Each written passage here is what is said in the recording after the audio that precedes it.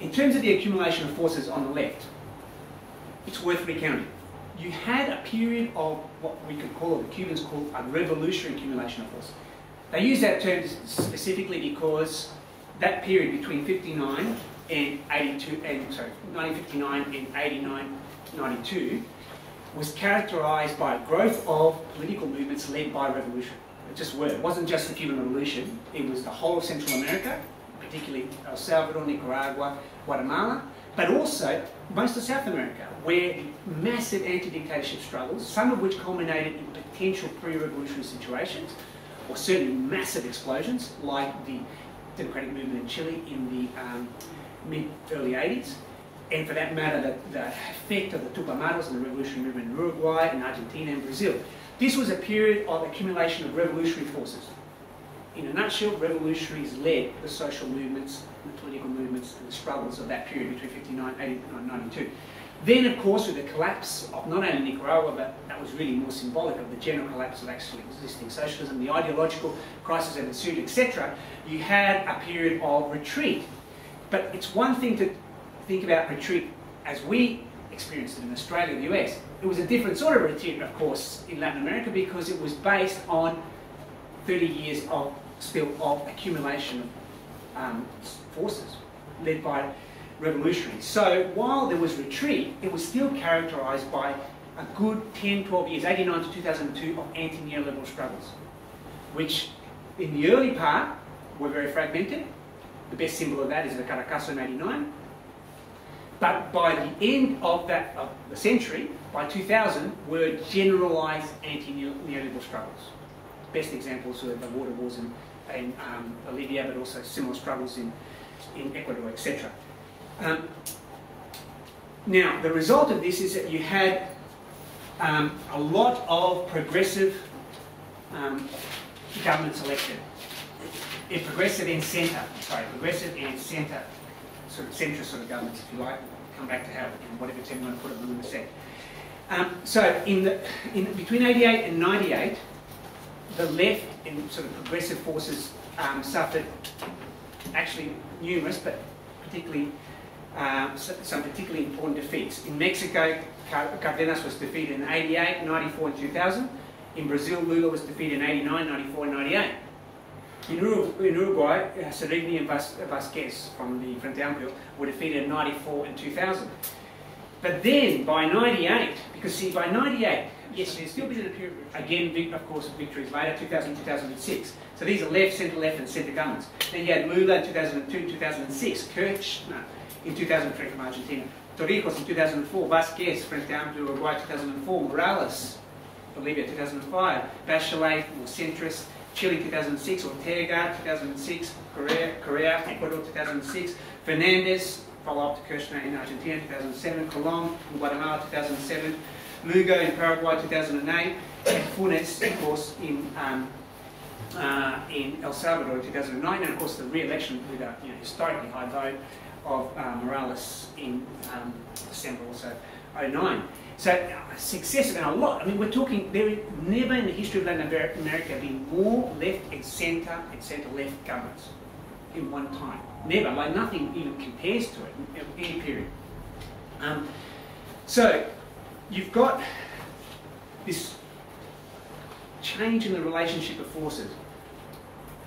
As I said though, the result of this is also partly because of some negative factors. That is, the crisis of governability. I mentioned before, the crisis of these bourgeois parties in particular, traditional parties that were founded on that developmentalism.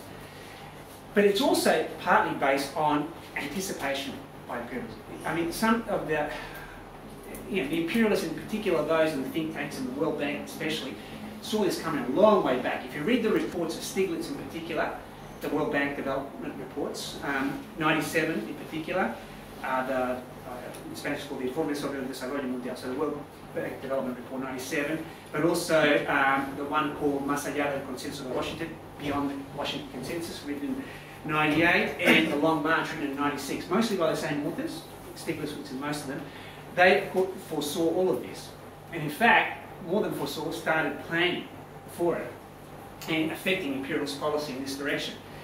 basically, the new strategy since the late 90s has been to attempt to, if not generate momentum to what some refer to as a neo-developmentalism. What it's characterised by, basically, by investment in large energy infrastructure, minerals, gas, oil, genetically modified products, soy, for example, monoculture, and some of the interconnected communications and transport, bus system in Chile, etc. So massive investments in infrastructure. Now, there's a lot of results of this.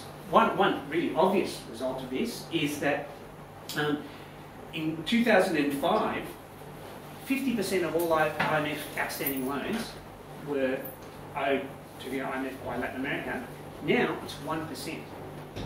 So some capitalists, purists, have actually made some genuine money in these massive energy infrastructure investments.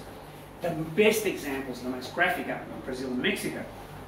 But the political question here for the left, and the debate that it's generating between the sort of softer left, potentially reformist, I wouldn't call it that at this stage, but the softer left and the hard left in South America is about what political impact this can have.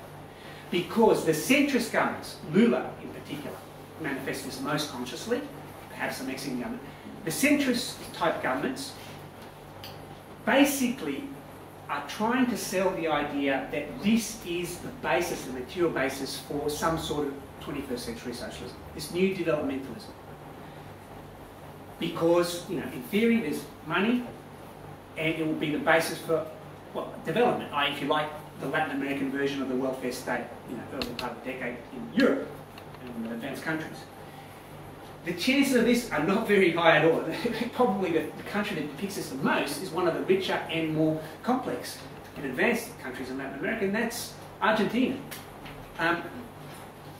It is, in the context of imperialism, these sort of investments and this sort of enrichment does absolutely nothing to lift any of the working classes into the middle strata.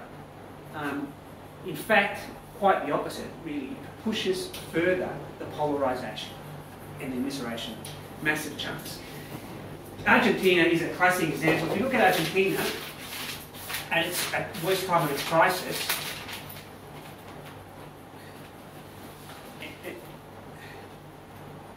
at the worst time of its crisis in Argentina, you actually had, between 92 and 2002, which is a 10-year period, the poverty in Argentina went from 15 to 50%. But actually the bulk of that rise was in the last few years of that. In fact, 67%, there was a 67% decrease in monthly income on average across the whole of Argentina except the top 10%. And that mostly occurred in the last few years of that, where a lot of this infrastructural investment and so forth was already underway. Of course, we'll see what effects it may have down the track, but already it's clear that it was more likely to exaggerate these inequalities than lift up any section of the working classes, the middle classes. In fact, Argentina continues to have a quite traumatic situation for the middle, with what were the middle classes. All right, so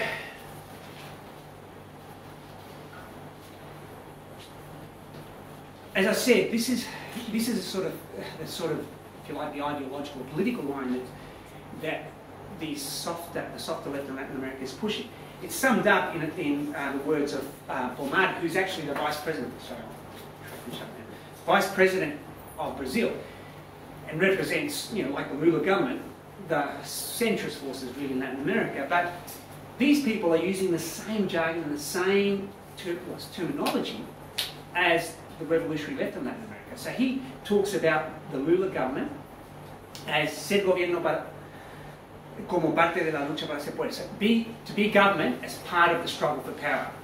So there's a whole sort of confusion of the discussion going on, because everybody's talking about 21st century socialism in Latin America, including Lula and the Frente Amplio in Uruguay. But of course, it's very different senses. And what's different, and sort of a bit unique about this debate in Latin America compared to the last big debate in Latin America amongst the left that divided the, if you like, the reformists and the revolutionaries, was about needs.